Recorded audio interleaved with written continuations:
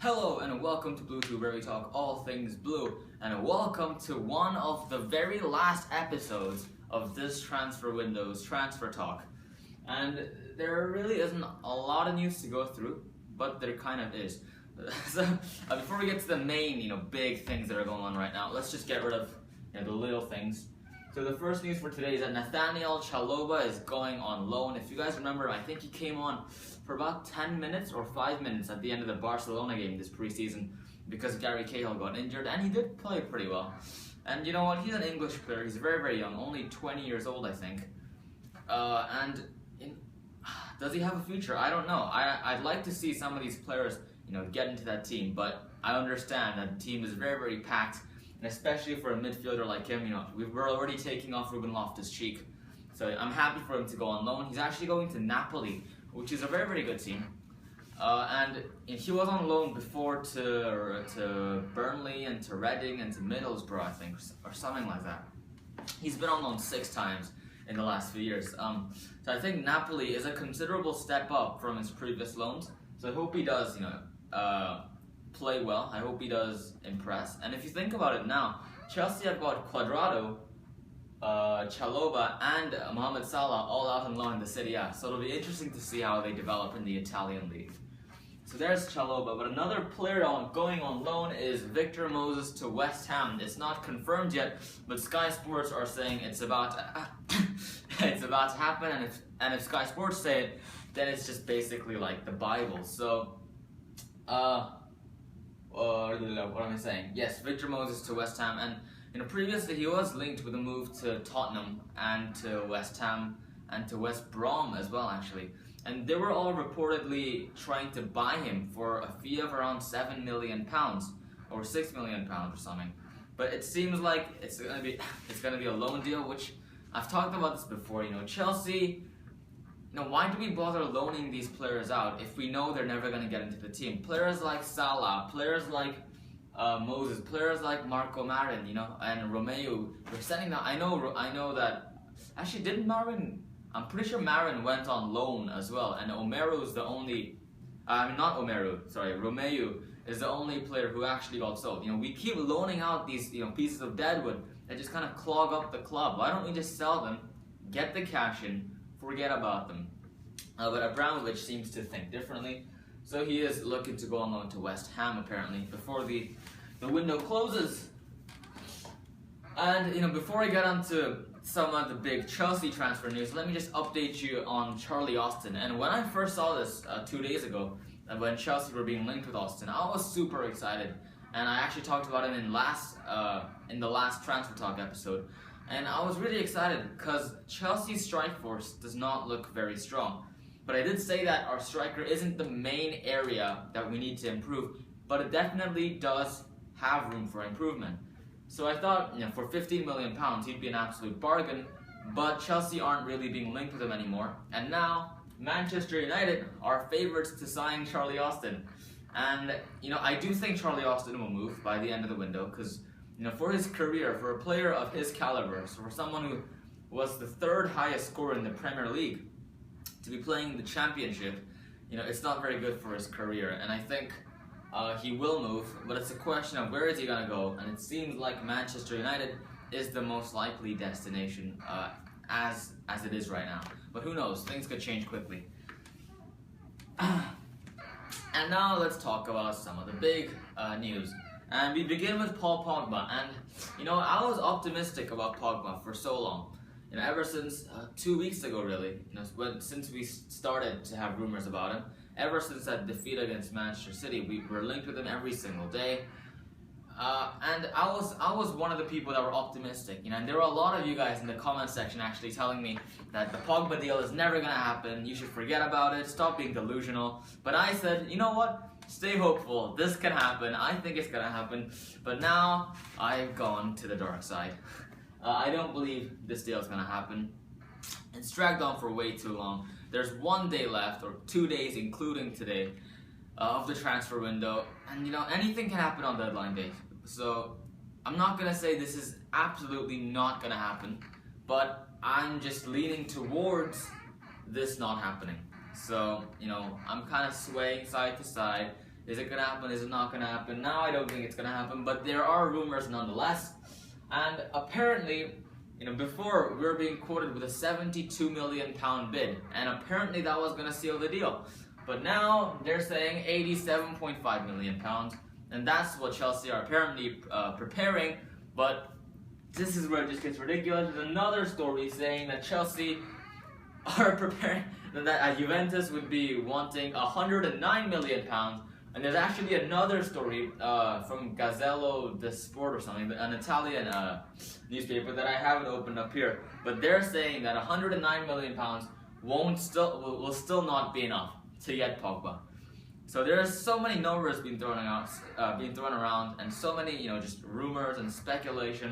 I don't think it's gonna happen. It's been dragging on for way too long. If Chelsea really wanted this to happen, I think they would have sealed the deal by now. I think Mourinho, he doesn't really like having things hanging till the last day. He likes to get his business done early. But to be fair, this entire transfer window has been a catastrophe.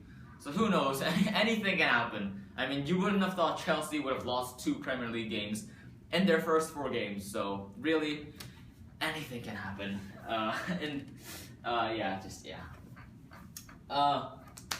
And now, this is where it does get a bit more interesting and a bit more realistic, I think. Pogba, I think it's better just to forget about it. If it happens, great. If it doesn't happen, let's not be disappointed. But some more likely deals are deals for centre backs, and we are being linked with a ton of centre backs after John Stones' transfer request has been rejected. Apparently Chelsea are stopping their pursuit of him now. We're finally closing the book, which I think should have been done a week or 2 ago, when I've been saying John Stones isn't the player for us, just forget about him. But Chelsea have finally come to the realization that he's not going to leave, and we're left with 2 days to find a centre back. So in our desperate attempts, Chelsea have made an inquiry for Marquinhos, the Brazilian youngster from PSG. And PSG have just said, don't even bother making a bid, because he's not gonna go anywhere. So there's that. So instant rejection. And there's Ezequiel Garay, who we've been linked with for about a week or so now. And this seems to be one of the most likely ones. Garay, what am I saying? He's from St. Zenit Petersburg, as I've said before as well. And I've basically already told you everything you need to know about him. But now the Independent, as well as the Metro, but the Independent, who is a lot more reliable, which I don't know why I don't have opened up here, but they've even reported that Garay is close to a move to Chelsea, and Mourinho has personally requested to the Chelsea board to get Garay. And the Independent is quite a reliable source. They're up there with the Telegraph and not really Sky Sports, but they're up there.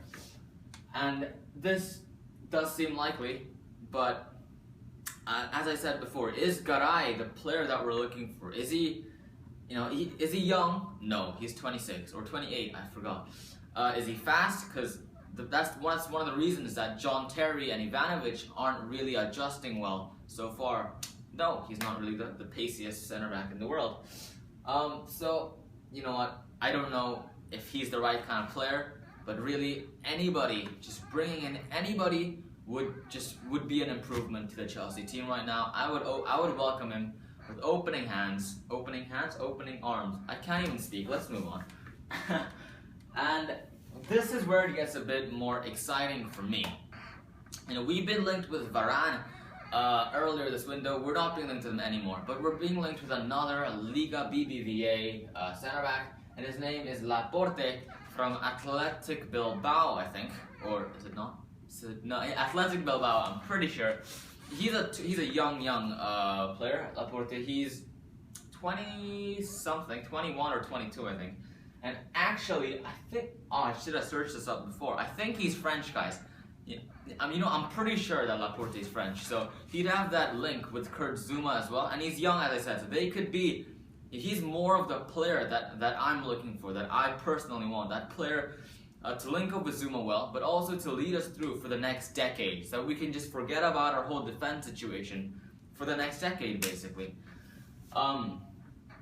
So we are being linked with him, and his buyout clause is 50 million euros, which is approximately 36 million pounds. And apparently Chelsea are just getting impatient. They're not happy with what they've done this window. They're not happy with being denied of John Stones. And apparently Chelsea are just going to go straight ahead and match that. They don't want no nonsense. There's 2 days left, or less than 2 days left now. And apparently we're willing to just go out and pay the buyout clause. I hope this is true. I really, really do. I think he would be a great signing. And out of all the players we've been linked with, out of Garay, Laporte, and N'Koulou, who I'm going to talk about in a bit, I think Laporte is the best option for us. And 36 million pounds is a lot of money, but we were willing to pay 38 million pounds for John Stones. So really, if you put that into perspective, I think that that's not a bad deal at all. I feel kind of crazy saying that, because just a few years ago, or just a decade or so ago, Zidane was was sold for 40 million pounds from Juventus, and he was the world record player. And now we're talking about some random center back from La Liga going for 36 million pounds. But you know what? In the modern market, I think that's a decent deal. And as I said, we're being linked with N'Koulou as well. He's from PSG. So Marquinhos and N'Koulou, 2 PSG center backs that we're trying to go for. And of course Marquinhos, we've been denied instantly, but N'Koulou, it seems to be more likely than Marquinhos. He's a... let me get this. I actually don't even know. I don't know where he's from. I actually don't know. I'm sorry guys. I think... You know what? Let me just move on. Oh, did I say PSG? I'm sorry. He's from Marseille. I'm just on another planet today, guys. Marseille defender, Nicolas N'Koulou. And you know what? He is a bit more pacier. He is more of the physical, fast, more of the Kurt Zouma type of center back. And I think he is more suitable to our needs than Garay. And N'Koulou, I think he's actually 23. I have done no research today. I'm gonna say he's 24. That's a guess from me. So he's not old. He's not old at all. He's still got, maybe not a decade, but still a good, 7 or 8 years in him, which is a long time. So he is a much more suitable option than Garay. Oh my God, yes, he's a much better option. But in my opinion, Laporte is still the player to go for. I think he has a big future ahead of him, and he really will turn to a great center back, and especially partnering him up with international teammate Kurt Zouma for the next decade could be a very solid pairing at the back. And that, guys, kind of wraps up all the stories for today. That was the last story. And really, the transfer window has been a very strange one for us, and I'm gonna talk about this because I know this video has been already about 15 minutes or so, but this is the penultimate transfer day, a transfer talk video for this window, second last one. By speaking of deadline day, now I'll talk about that at the end of the video, but this window as a whole has been very strange. Right from the beginning, we sold Czech, brought in Begovic, we signed Falcao on a loan, and nothing else. And we've been quiet for a month and a half, really absolutely nothing happening for a month and a half. And Mourinho continually insisting, I'm happy with the squad. I believe in my players. We're the champions. They want us the title. I believe in them. And now he's saying, the transfer window is the window of opportunity. Anything can happen. And even after the West Brom game, not the West Brom game, the Palace game, him saying, I put faith in my players, but they're not improving. So there's two things I can do. I can continue to put faith in them, or I can just axe them. And even going as far as to say that. So it's really completely changed. And I think, let me tell you right now, I think Mourinho has wanted transfers ever since the beginning of this window. And I think it's Granovskaya, Emanello, and Abramovich, the people in charge of transfers, the board, who have kind of denied him of the transfers that he's wanted. I think this whole summer, there's been a lot of things going on behind the scenes at Chelsea. With the whole Eva Carneiro situation, the whole just... nothing really seeming too great behind the scenes. I think there has been a rift. There has been a clash between Abramovich and Mourinho. And now, because of these losses, I think Abramovich is now beginning to change his mind and beginning to open his checkbook. But it's too late, and I think Mourinho is just not happy at all about that. And really, I think the only reason that Mourinho kept insisting that he was happy with his team for the first month and a half of this window is because he didn't want to cause any tension between him and Abramovich, because really that's what caused him to leave Chelsea in his first run. And guys, I'm not saying he's going to leave. I think Mourinho's here to stay. I don't think he's going to leave anytime soon. But, you know, there have been some tensions, in my opinion, just my conspiracy theory, you could say, the fourth of this window. So it hasn't been a happy transfer window for us. But now, you know, with really 2 days left, I'm really hoping that we can get some signings in, that we really can improve the team. And, you know, ever since the beginning of this window, I've said we need a striker and a midfielder, but I've changed my mind. Striker, you know, Kennedy can play there, and he's looked sensational. And we've still got Loic Remy, who's a great substitute to play. Falcao got his first goal. Diego Costa, hopefully he's going to hit the ground running soon. So we have got, you know, plenty of options for there. But the two positions that I'm genuinely concerned about is the holding midfield position and the centre back position.